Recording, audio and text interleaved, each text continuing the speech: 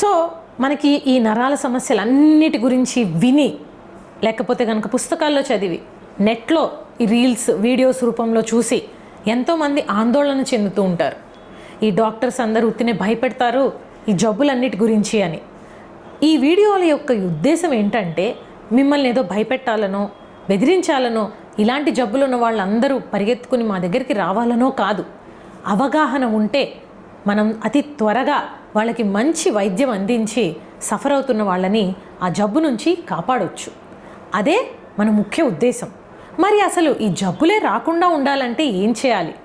దానికే preventive measures. మన life style వలన వచ్చే సమస్యలు 90% అయితే, అనుకోకుండా ఈ జెనెటిక్స్ వలన వచ్చే సమస్యలు ఇంకొక 10% అనుకోవచ్చు. సో లైఫ్ స్టైల్లో ఎలాంటి తప్పులు అనేది మనం చూస్తున్నాం.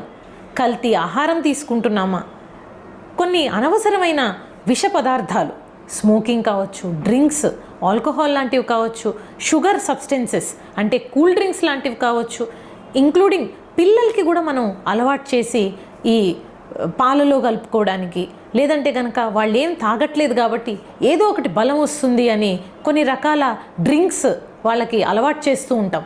అది సప్లిమెంట్స్గా మనం ఇచ్చేసి ఇంకా ఫుడ్ తినకపోయినా పర్లేదు అని అనుకోవడం చాలా తప్పు. సో ఇలాంటివన్నీ కూడా రకరకాల కెమికల్స్ బాడీలోకి చేరటం వలన మెల్లగా బ్రెయిన్ అనేది డ్యామేజ్ జరిగి నరాల సమస్యలు అనేది వస్తూ ఉంటాయి.